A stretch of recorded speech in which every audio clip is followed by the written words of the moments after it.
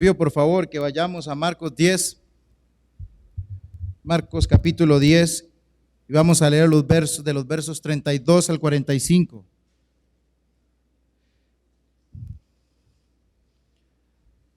Otra vez es un pasaje largo, así que yo espero que estén bien preparados. Dice así, Marcos 10, versos 32 al 45. Iban por el camino subiendo a Jerusalén y Jesús iba adelante. Y ellos se asombraron y le seguían con miedo. Entonces, volviendo a tomar a los 12 aparte, les comenzó a decir las cosas que le habían de acontecer. He aquí subimos a Jerusalén, y el Hijo del Hombre será entregado a los principales sacerdotes y a los escribas, y le condenarán a muerte, y le entregarán a los gentiles. Y le escarnecerán, le azotarán y escupirán en él, y le matarán, mas al tercer día resucitará. Entonces Jacobo y Juan, hijos de Zebedeo, se le acercaron diciendo: Maestro, querríamos que nos hagas lo que pidiéremos. Y él les dijo: ¿qué queréis que os haga? Y ellos le dijeron: concédenos que en tu gloria nos sentemos el uno a tu derecha y el otro a tu izquierda. Entonces Jesús les dijo: no sabéis lo que pedís. ¿Podéis beber del vaso que yo bebo o ser bautizados con el bautismo con que yo soy bautizado? Ellos dijeron: podemos.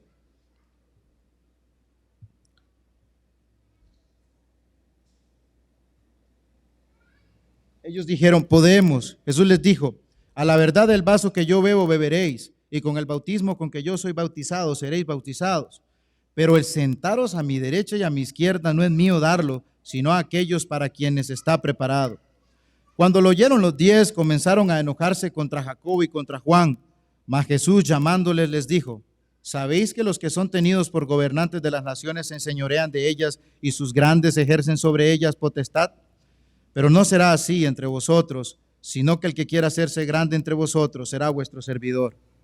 Y el que de vosotros quiera ser el primero será siervo de todos. Porque el Hijo del Hombre no vino para ser servido, sino para servir y para dar su vida en rescate por muchos. ¿Están escuchando bien? Sí. Una de las cosas, hermanos, que el Señor Jesucristo fue muy claro en decirle a sus discípulos fue acerca de la inminencia de su muerte. Y también por medio de sus poderosas obras les hizo ver quién era Él realmente. De hecho, los discípulos habían llegado a creer que Él era un profeta de Dios, un hombre de Dios, que era también su maestro y hasta su tan anhelado Mesías. Pero lo de la muerte del Señor, cuando Él se las anunciaba, a pesar de que se los estaba diciendo bien claro, era algo que para ellos era muy difícil de digerir. Su deseo de reinar con Él, de vencer a los enemigos, de ocupar los lugares de prominencia, aquellos lugares altos como nosotros habíamos visto, aquellos puestos de grandeza, de poder, los hacía quitar la mirada de lo que realmente Jesús les estaba tratando de enseñar. Que la victoria, la liberación de su pueblo le iba a costar su vida. Ustedes pueden recordar incluso pasajes como Marcos 8:31, ¿verdad? Donde fue la primera vez que les dijo acerca de su muerte. Marcos 9:31 también es la segunda vez donde Jesús les anuncia su muerte. Y aquí en el 10:32, para que quede más clarito y sea fácil de memorizar, su tercera vez donde les avisa que Él va a morir. Y una vez más, mis hermanos, camino a Jerusalén, les vuelve a decir a sus discípulos, como les dije anteriormente, por tercera vez, con claridad, que va para Jerusalén y qué va a pasar allá. Nuestro Señor está cada vez más cerca de ser terriblemente tratado, humillado y por último asesinado, todo por rescatar a su pueblo de sus pecados, todo por servirles. Así fuera teniendo que dejar su gloria y venir a este mundo a servir y dar su vida en rescate por muchos, como leímos en el verso 45. Y esto de la muerte del Señor Jesucristo, a simple vista es capaz que a nosotros ni nos conmueve, porque nosotros pasamos oyendo constantemente que Cristo murió por nuestros pecados, que Cristo murió por nuestros pecados y que nos salvó, y eso se vuelve como ya después lo pasamos inadvertido. Sí, Cristo murió por mis pecados y ya, lo damos por sentado. No provoca lo que se supone que debería provocar en nosotros, pero otras cosas sí. otras cosas sí nos conmueven, como aquella historia, no sé si de aquí la han escuchado, pero la historia del operador de trenes. Permiso. Voy a tratar de tener esto bien cerca, la verdad me cuesta mucho. Como en la historia del operador de trenes, ese que el hombre era el que se encargaba de hacer que el puente bajara de manera que se pusiera en forma horizontal para que pudiera pasar el tren. Todo esto lo hacía desde una pequeñita casita, ¿verdad?, que estaba a un lado de un gran río, pero una noche el operador de trenes ve venir el último tren que tiene que pasar por ahí, así que él tiene que hacer bajar otra vez el tren, para que el puente, para que pase el tren. Así que se alista a activar los controles y poner el puente de forma horizontal, de manera que el tren pueda pasar. Pero al hacerlo, resulta que se da cuenta que el seguro que une ese puente está dañado. Y se corre el peligro que el puente no soporte el peso del tren, ¿verdad? Que para variar viene lleno de muchos pasajeros. Así que el hombre tiene que hacer algo, no se la puede jugar. Así que el hombre corre, se va a otra cabina, ¿verdad?, donde hay una palanca que tiene que activarla manualmente, ¿verdad? Y para que él empuja la palanca y así que se hace como un seguro para que el puente quede firme.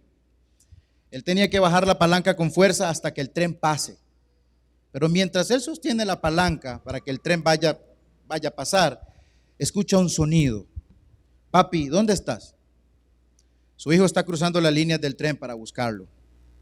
Él le grita al niño que corra, pero las piernitas no le van a dar el chance para que el niño pueda escapar del golpe del tren. Así que el papá tiene que elegir. Suelta la palanca para ir por su hijo, o sostiene la palanca y deja que pase el tren lleno de pasajeros y se salve sin problemas, a costa sí de que el tren mate cruelmente a su hijo o violentamente a su hijo. Si han escuchado esa historia ya saben lo que pasó. El niño muere y lo tira violentamente al río. Las personas del tren se salvan y los del tren ni siquiera se dieron cuenta que pasaron por ahí, pero costó la muerte de un niño, costó la muerte de ese muchachito. Yo no sé si han escuchado esa historia o algo similar, pero esas cosas llegan y las estamos viendo y sí sentimos ese dolorcito. Pero cuando estamos nosotros leyendo la Escritura, y más cuando llegamos a pasajes de la muerte del Señor Jesucristo o su pasión, no provocan absolutamente nada. Que se sacrificó voluntariamente, o sea, no es que fue un accidente, se sacrificó voluntariamente en amor, nos sirvió a nosotros hasta la muerte, y en una muerte horrenda, una muerte en una cruz violenta, cruel.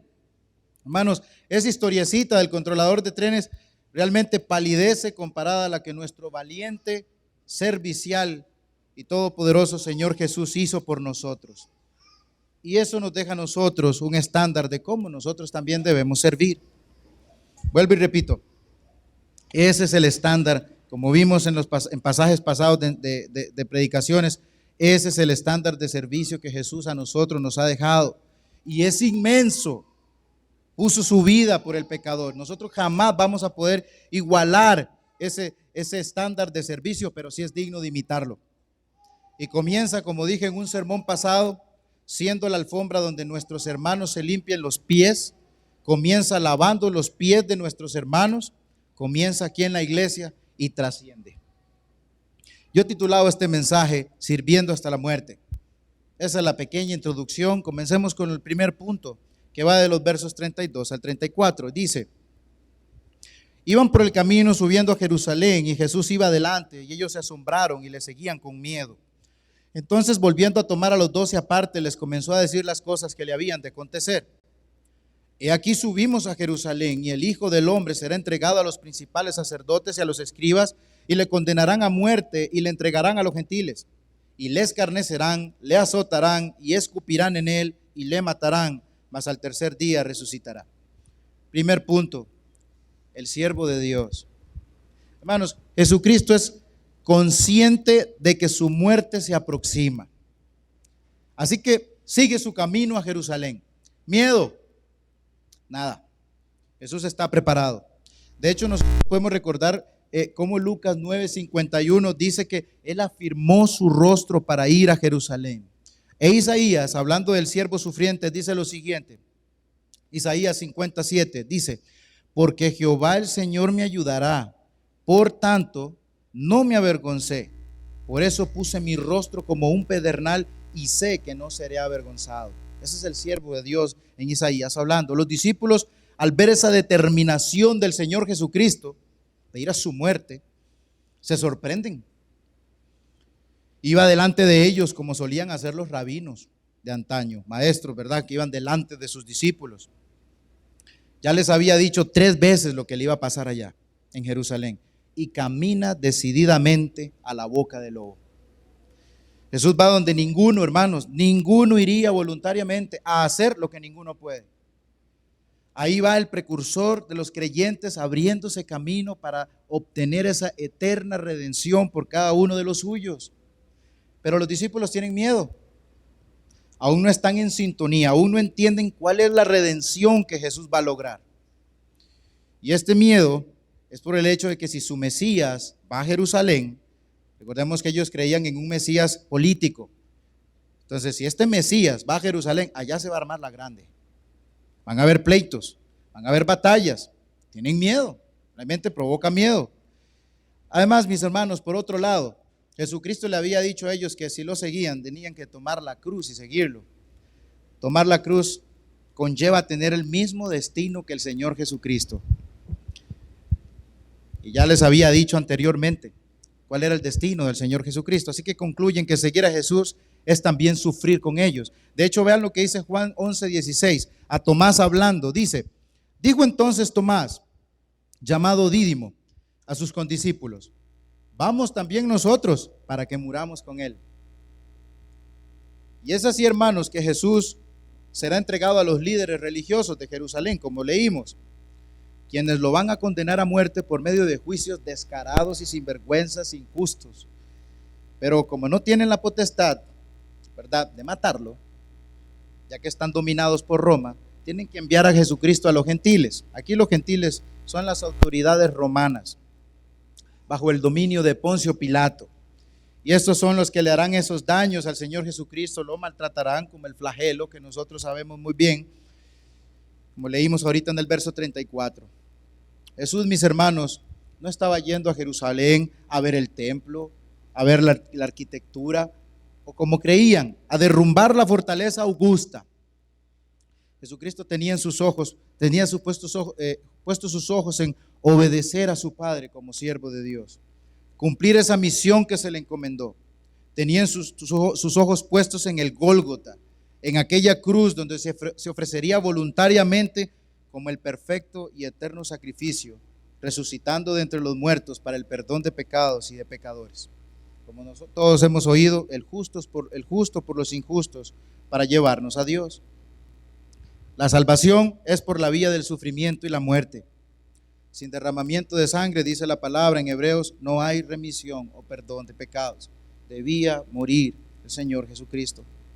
No hay gloria sin cruz, como han dicho varones de Dios, pero aún los discípulos como que no entienden.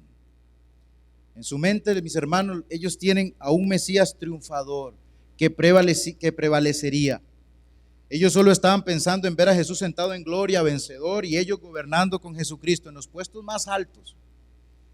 Solo miren a 2 de ellos. Y ahora vamos al segundo punto, que va de los versos 35 al 40.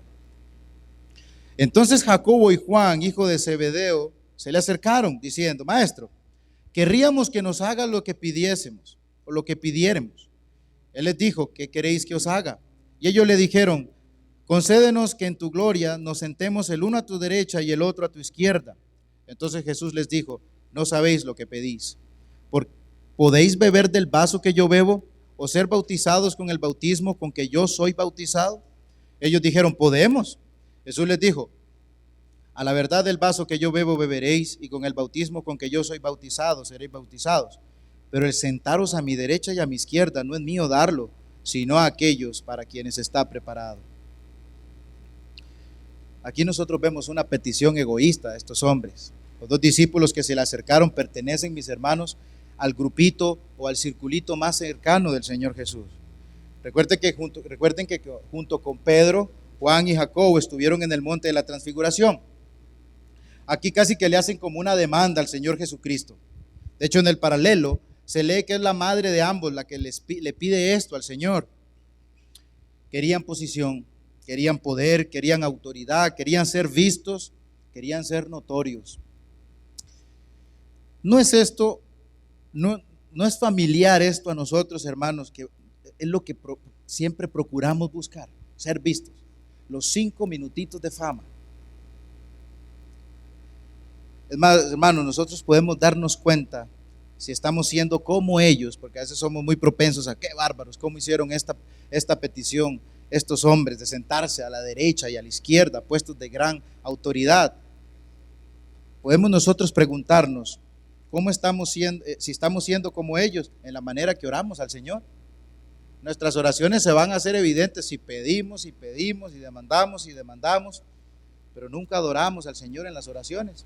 Siempre estamos constantemente, sí, porque somos necesitados, pero sí nos vamos a dar cuenta si nuestras oraciones siempre son demandas a Dios, y podemos compararnos con ellos. Pero ¿qué llevó a estos hombres a hacer semejante petición? Basados en Mateo 19:28, que es el paralelo de lo que nosotros vimos la semana pasada, donde Jesús le responde una pregunta a Pedro: ¿qué recibiremos, Señor, nosotros que lo hemos dejado todo? Nosotros leímos que Jesús le respondió lo siguiente en Marcos 10, del 29 al 30. Dice: respondió Jesús y le dijo: de cierto os digo que no hay ninguno que haya dejado casa o hermanos o hermanas o padre o madre o mujer o hijos o tierras por causa de mí y del evangelio, que no reciba 100 veces más ahora en este tiempo casas, hermanos, hermanas, madres, hijos y tierras con persecuciones, y en el siglo venidero la vida eterna. Pero miren cómo lo dice Mateo 19:28. Y Jesús les dijo: de cierto os digo que en la regeneración, cuando el Hijo del Hombre se siente en el trono de su gloria, vosotros que me habéis seguido también os sentaréis sobre 12 tronos para juzgar a las 12 tribus de Israel. Basados en lo que dice Mateo, es que está esta petición, y es válida, porque están creyendo lo que el Señor Jesucristo les está diciendo, pero no están entendiendo cuándo es que esto va a suceder. Hay quienes dicen que Salomé era la hermana de la Virgen María o la madre de Jesús, y que por eso estos discípulos, que serían sus primos, apelando a la familia, se acercaron a hacer esta petición al Señor. Sea la primera o la segunda, a mí me sigue chocando, por ejemplo, que ellos, en lugar de poner atención a lo que el Señor Jesucristo les acaba de decir acerca de su muerte, que aquí fue más detallada que las 2 veces que lo ha mencionado, porque aquí menciona a Jerusalén y menciona qué es lo que le van a hacer a él. Lo hace más detallado en esta parte. El Señor Jesucristo les está diciendo esto, pero ellos están pensando en honor, en poder, en dominio. Vea, queremos sentarnos, queremos estar cerca tuyo, uno a la derecha y otro a la izquierda. Sí, van a haber 12 tronos, Jesús, y lo creemos, pero nosotros queremos estar en la jerarquía, en los lugares de más autoridad y poder, donde nos veamos más a tu derecha y a tu izquierda. Sigue el problema de orgullo entre ellos. Ellos no entendían que ese reino no era de este mundo. Por eso vemos, hermanos, que la respuesta de Jesús a la petición en el verso 38 dice: entonces Jesús les dijo: no sabéis lo que pedís. Y es bien fuerte y retadora, porque de hecho le hace unas preguntas confrontantes.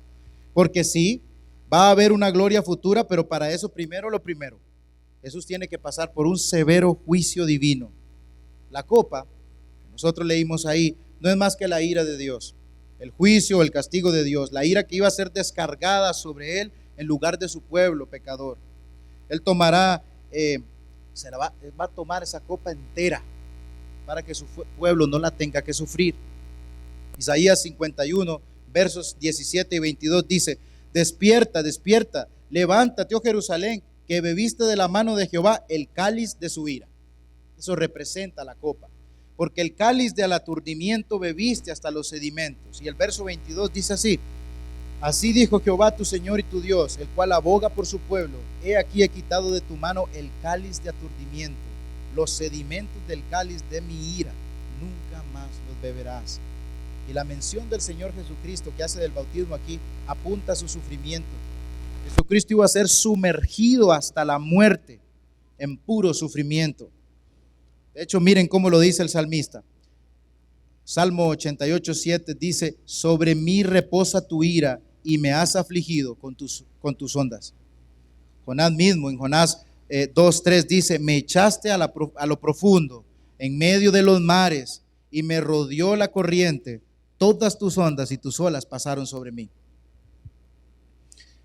Es como que si el Señor Jesucristo les esté diciendo: muchachos, ustedes no saben lo que están pidiendo, no saben lo que implican, no saben lo que implica lo que ustedes están pidiendo.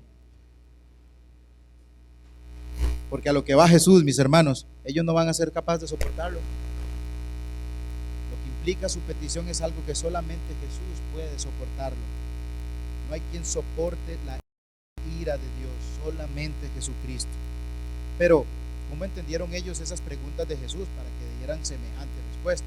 Sí, podemos. Bueno, ellos entendieron que cuando Jesús habló de tomar la copa, se refería de ir a luchar al lado de él valientemente. Así que por eso responden: sí, podemos. Porque si realmente hubieran entendido lo que Jesús les quiso decir, la respuesta hubiese sido otra. Jacobo y Juan estaban muy seguros de sí. Aunque usted en pasajes de la Biblia puede ver cómo cuando arrestaron al Señor Jesucristo salieron corriendo. Jesús sabe que ellos en el futuro de alguna manera van a pasar por sufrimientos por causa de Cristo y del Evangelio. Y muchos aquí, mis hermanos, hemos leído las historias de esos martirios por causa de Cristo. Pero lo que Jesús hará, lo hará como un sustituto en rescate de los suyos. Los discípulos padecerán para la gloria de Dios, los discípulos padecerán persecuciones para la gloria de Dios. Pero esto que Jesús va a hacer es único. Solo Él y nadie más que Él lo puede hacer. Solo Él se puede presentar como esa ofrenda perfecta por los pecados de su pueblo. Solamente Dios el Hijo puede soportar la ira de Dios Padre, y solo Jesús hombre puede reconciliar a los hombres con Dios. La justificación delante de Dios es a través del sufrimiento de su Hijo Jesús, de nadie más. O somos, por ejemplo, nosotros mediadores de hombres, como María.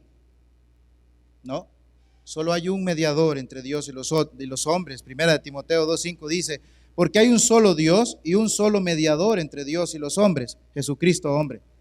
Hechos 4:12: y en ningún otro hay salvación, porque no hay otro nombre bajo el cielo dado a los hombres en que podamos ser salvos.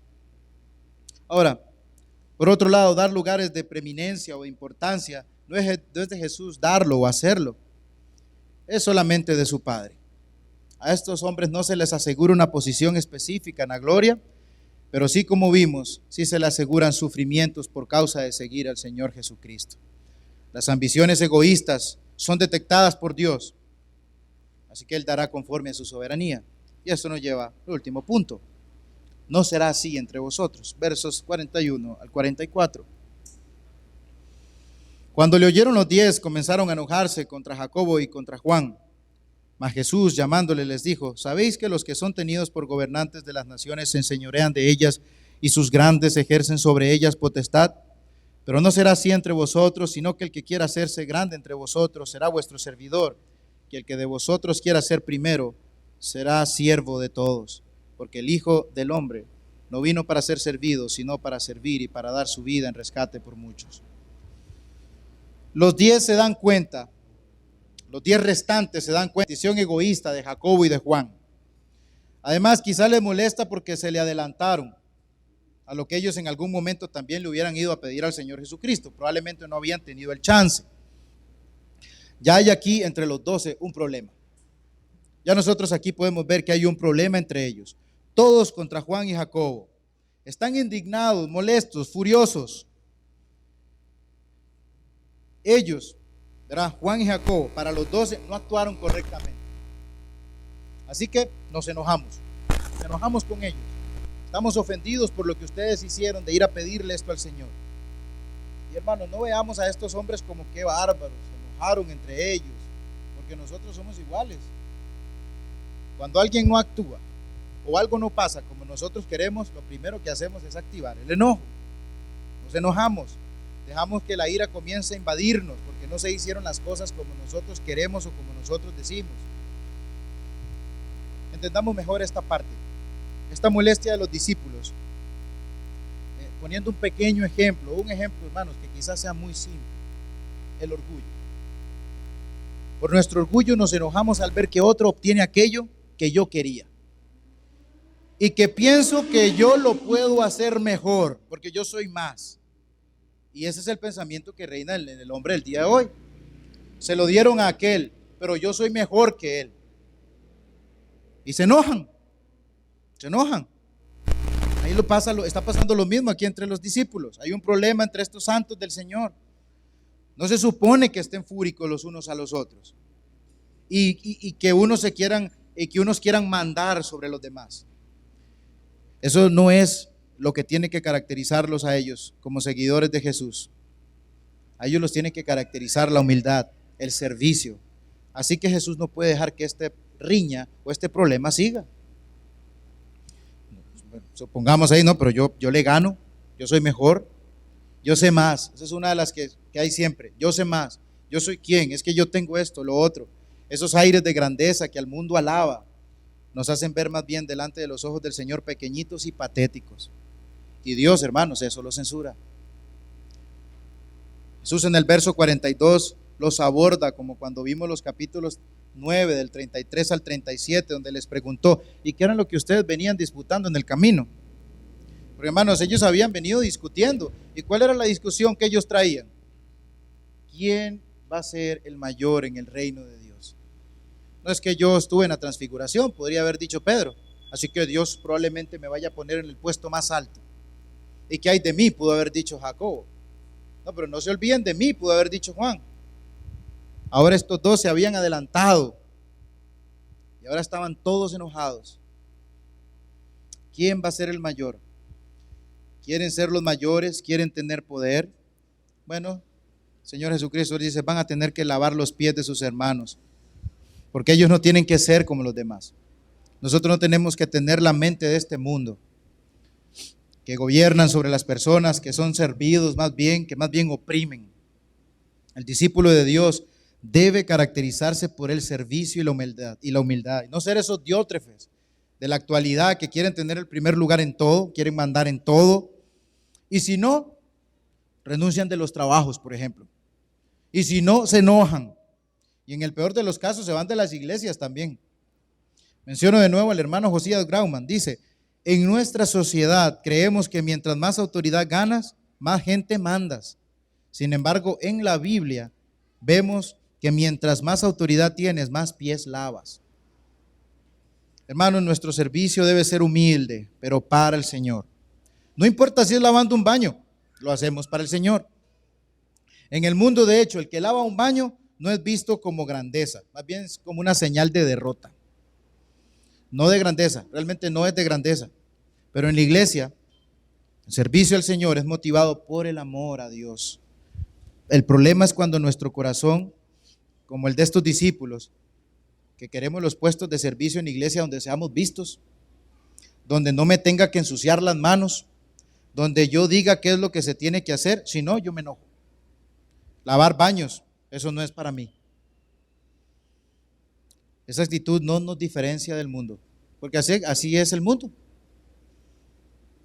Eso no es para mí, esa actitud, hermanos, no debería caracterizarnos a nosotros. Debe desaparecer ese tipo de actitudes en la iglesia del Señor y como creyentes fuera también.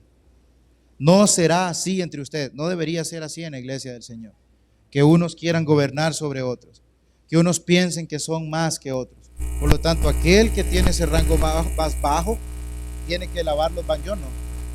No se puede pensar así en la iglesia del Señor, porque el mismo Jesucristo fue el que dio su vida por nosotros. Es un Jesús.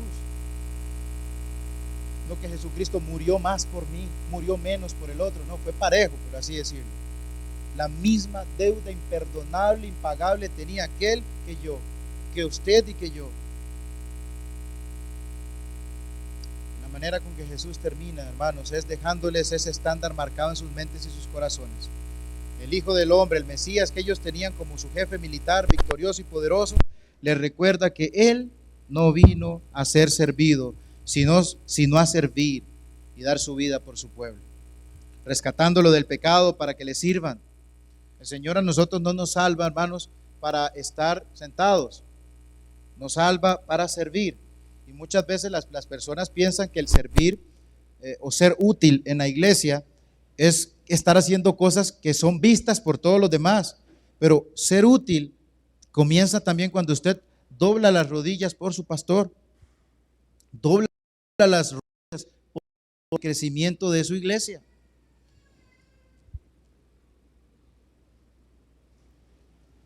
De ninguna manera creamos que el pago que el Señor Jesucristo hizo por el rescate nuestro, se lo hizo a Satanás. El pago lo hizo al Padre, satisfaciendo esa justicia en aquella cruz, porque amó a los suyos hasta el fin. ¿Y qué clase de amor es ese? ¿Verdad? Que usted sirve al otro. Usted va a llegar con tanto amor que usted ve lo que el Señor hizo por usted, la deuda enorme que pagó, que usted en la iglesia tiene que imitar ese tipo de amor, ¿verdad? Que no importa qué, yo voy a servir al hermano, no importa en qué, mientras no sea pecaminoso, voy a ayudar a mi hermano, y usted va a verlo en las respuestas. Muchas veces a nosotros nos mueve, nos motiva, ¿qué me va a dar? Voy a servir a este porque tiene, o porque es alguien. Pero el servicio verdadero que el Señor Jesucristo nos está dando aquí es aún sabiendo que usted no va a recibir absolutamente nada, sino solo la gloria para el Señor. Mis hermanos, en el verso 45, la Biblia de las Américas lo dice muy claro. Dice, porque ni aún el Hijo del Hombre vino para ser servido, sino para servir. Ni aún Jesucristo. Si a alguien nosotros le tenemos que servir, es al Señor Jesús, pero ni aún Él vino para ser servido. Él sí lo merece. El Señor Jesucristo vino a servirnos. Así que toda motivación equivocada en el servicio a Dios y todo aire de grandeza dominante debe ser eliminado de nosotros con el ejemplo que el Señor Jesucristo nos ha dado. Evitemos a toda costa ese síndrome del candidato a la presidencia. Andan ahí sirviendo y ayudando a las comunidades para que les den el voto. Y lo hacen ustedes, ya saben con cuál motivación. Creo que la mayoría aquí lo sabemos y nos molesta. Esa motivación egoísta. Y si quedan electos, mis hermanos, el trato que le dan a la nación no es como muy bueno. Comienzan a ser tiranos. No será así en la iglesia del Señor.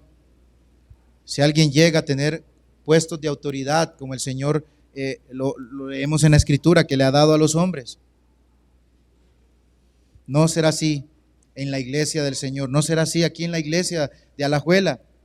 Si limpia el piso para Dios y sus hermanos, usted lo está haciendo. No se sienta menos. Eso es ser grande a los ojos de Dios. Hágalo con gozo, no lo haga refunfuñando.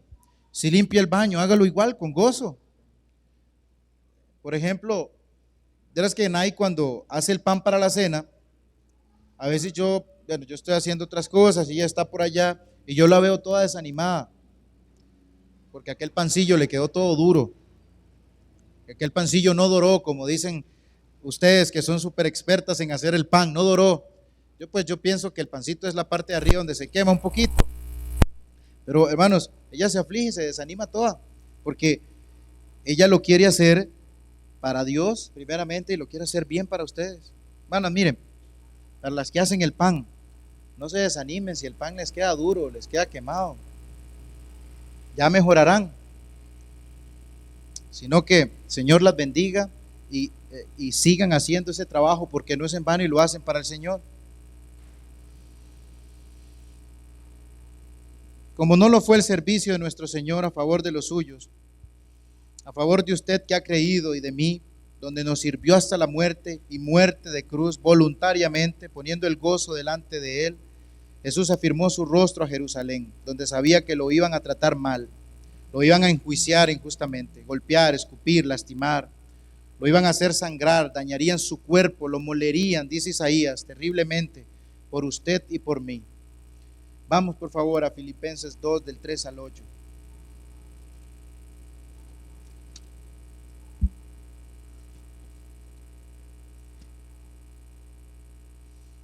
Leo para ustedes, dice así: nada hagáis por contienda o vanagloria, antes bien con humildad, estimando cada uno a los demás como superiores a él mismo, no mirando cada uno por lo suyo propio, sino cada cual también por lo de los otros. Haya pues en vosotros este sentir que hubo también en Cristo Jesús, el cual siendo en forma de Dios no estimó el ser igual a Dios como cosa que aferrarse, sino que se despojó a sí mismo, tomando forma de siervo, hecho semejante a los hombres, y estando en la condición de hombre se humilló a sí mismo, haciéndose obediente hasta la muerte y muerte de cruz. Haya en nosotros este sentir. Como dije anteriormente, sirva, mi hermano, orando por su pastor. Despójese de su tiempo para darlo a alguno de los hermanos que lo necesitan. Sirva limpiando, sirva viniendo a adorar los domingos al Señor. Sirva acá congregándose para alabar a nuestro Salvador cada domingo. Sirva trayendo alimentos a la canasta. Usted no sabe cuántas personas de verdad se bendicen con eso. Sirva ayudando a otras iglesias, hablando a las personas del Evangelio. Sirva con sus bienes. ¿Cuál es la motivación para hacerlo? El amor que sentimos por aquel que se entregó y dio su vida por nosotros. Eso nos tiene que llevar a tener un corazón agradecido, que quiere mandar, un corazón agradecido que quiere mandar sobre los demás. Suena raro, ¿verdad? Un corazón agradecido que más bien quiere servir a los demás con sus dones, con lo que el Señor le ha dado. No todos mis hermanos es púlpito, no todos mis hermanos son evangelistas, no todos son maestros de niños. Dios es el que dará a su tiempo y debemos estar contentos con lo que sea que el Señor nos ponga a hacer en la iglesia. De verdad, no se puede poner a alguien enojado porque no tiene el puesto que quiere tener y porque está lavando, por ejemplo, el piso o el suelo, el baño. No es que yo debo estar en el púlpito. No, si el Señor le ha puesto a lavar el piso, gloria a Dios por eso. Es Dios quien va a dar la recompensa. Colosenses 3:23 dice: y todo lo que hagáis, hacedlo de corazón, como para el Señor y no para los hombres. Como dije, ya Jesús nos ha dejado ese estándar que debemos seguir y solamente lo podemos hacer auxiliados por su Espíritu Santo. No hay fuerza en nosotros para que podamos servir de esa manera desinteresada como la hizo el Señor Jesucristo. Vean, aquí dice: no mirando cada uno por lo suyo propio, sino cada cual también por lo de los otros. Hermanos, el hermano Mariano aquí nos ha dicho a nosotros: háblense, escríbanse para ver cuáles son las necesidades que tienen cada uno de ustedes. Pero por lo general nosotros vivimos ensimismados. Solo en mí voy pensando. Siempre estoy pensando solo en mí. De hecho, nosotros veo un par de zapatos y vale lo que valga, es para mí, lo compro. Pero usted le dice: de ese dinero, no estoy diciendo que tenga que ser así, solo estoy dando un ejemplo que le puede encontrar muchos huecos. Pero cuando es para el Señor o para un hermano, a nosotros nos duele. De verdad duele tocarse la bolsa, como dicen. Pero si es para mí, lo hacemos rápido. Nos gusta satisfacer, pensar en mí mismo, pero no en los demás.